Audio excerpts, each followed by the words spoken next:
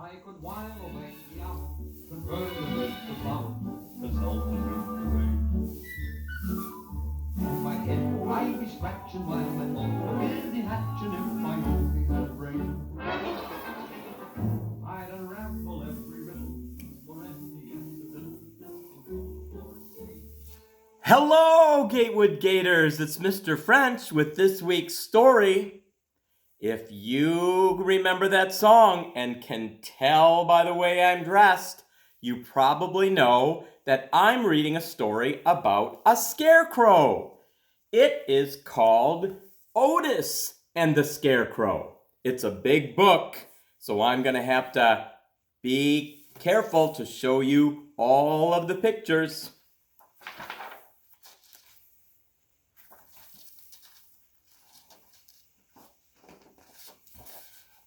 It was summer when the Scarecrow first came to the farm where the friendly little tractor named Otis lived, back when the corn was tall and ripe.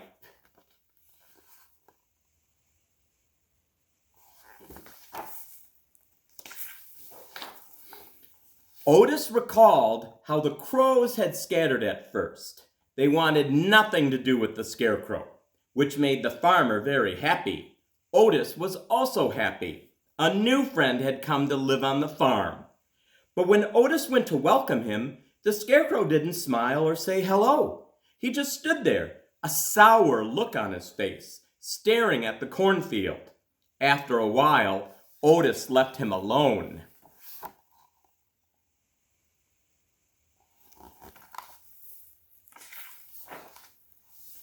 When the farm animals came by to greet the Scarecrow, once again, he didn't smile or say hello. He just stood there, that sour look on his face, staring at the cornfield. The animals didn't know what to think. Who was this new creature? The horse curled his lip at the Scarecrow's musty smell. The ducks pointed at his tattered clothes. The little calf and the puppy were frightened by him. Finally, the bull snarled, huffed, and turned away, and the Scarecrow stood there, alone.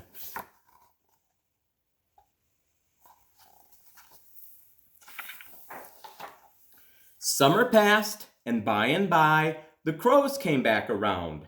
They perched, picked, and pecked at the Scarecrow. Otis noticed the Scarecrow didn't shoo them away. He just stood there with that sour look on his face, staring off at the cornfield. Otis puffed a soft sigh and turned to catch up with his friends.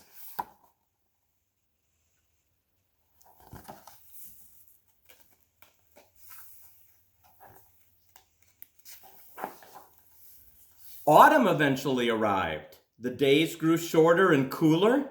Harvest time had left the fields bare, except for the plump pumpkins dotting the fields orange. Otis began pulling wagons filled with children, eager to pick out a pumpkin to carve into a jack-o'-lantern. The farm looked different, but Otis loved the changing seasons, and he worked and played as hard as ever. Put, puff, puttity chuff. It was a splendid time on the farm for being together with family and friends.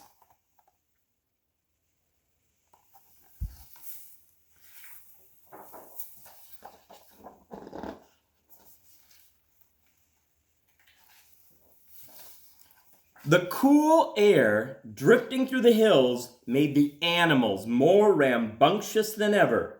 A simple game of follow the leader turned into a reckless race over the rolling hills. A game of hide and seek turned into a rowdy rendition of Ring Around the Rosie. The animals playfully circling Otis as he sat counting 1 putt, 2 puff, 3 puttity, 4 chuff. When Otis tuckered out from all the games, he headed up the hill to the apple tree.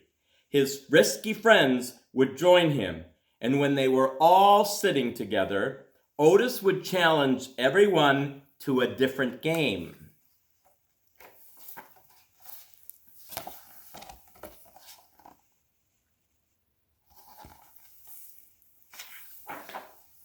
The quiet game. The quiet game is a contest in which everyone must stay quiet and still. No sounds, no laughing, no snorting, quacking, giggling, or puffing. The player who stays still, quiet the longest, wins. Otis knew the animals loved playing any game, even one that challenged them to sit still. To start the game, he would surge his engine to get everyone's attention, take in a deep breath of air, and let out a long, soft put, puff, puttity, shh.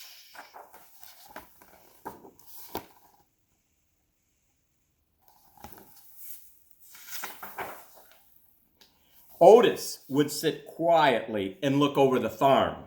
There was Mud Pond, full with the autumn rains. There were the plump pumpkins dotting the fields orange. There were shocks of corn fodder all in a row.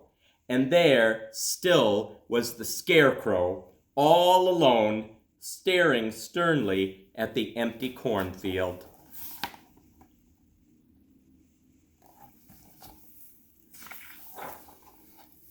The puppy was always the first to lose the quiet game. He just couldn't sit still. The bull would twitch his nose, which made the little calf giggle. This made the bull chuckle with a snort.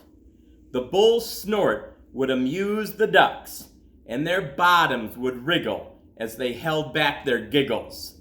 The sight of the ducks' wiggling bottoms would amuse the horse so much he would roll on the ground, neighing with laughter. At this, the ducks would quack out loud, and soon everyone would be laughing, snorting, quacking, and giggling. This always left Otis the winner, a big grin on his face as he sat under the apple tree with his friends.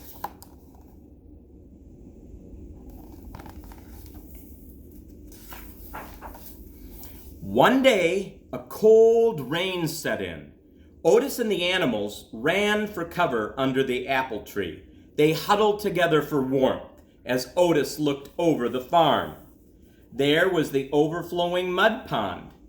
There were the shiny wet pumpkins and the soaked corn shocks all in a row.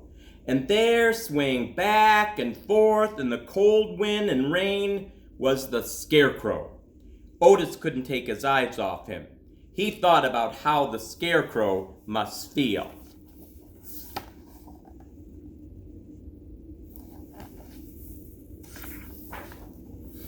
Otis stood up.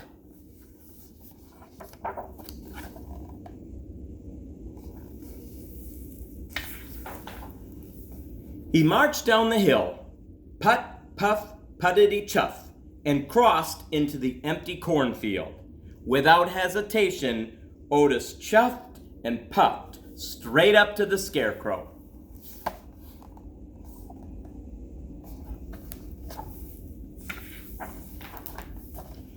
Back under the apple tree, the animals watched intently.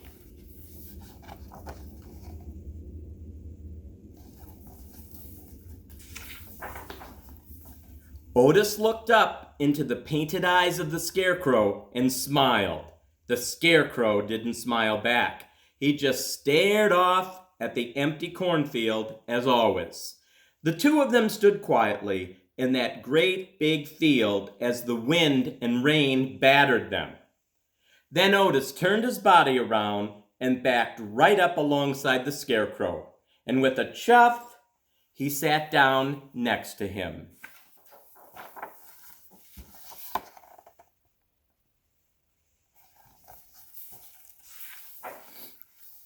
Suddenly, the little calf and the puppy scampered down the hillside, crossed into the cornfield, and curled up right next to Otis. Gradually, the cow and horse ambled down the hillside. Before long, the ducks waddled their way down too.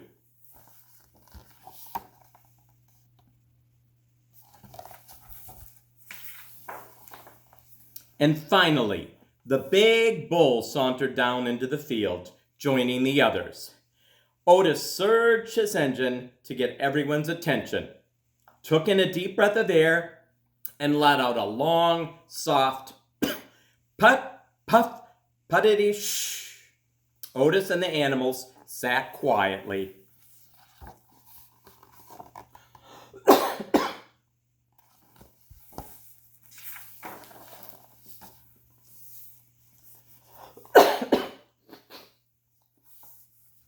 Until the puppy couldn't sit still for another minute. The bull snorted on the calf's ears, the ducks wiggled their bottoms, and soon everyone was giggling, quacking, laughing, and even puffing.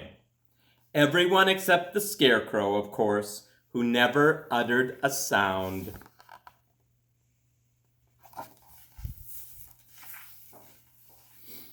Yet, as Otis watched, he couldn't be sure, but he thought he might have seen the Scarecrow smile. Either way, Otis thought the Scarecrow didn't look so lonely anymore, surrounded by friends. The end. I like this story because it talks about friendship, Otis being a good friend to the Scarecrow, and sometimes all you need to do to be a good friend is just be by somebody, even if it's quiet. So I hope you enjoyed the story, Otis and the Scarecrow. Have a great week. Bye.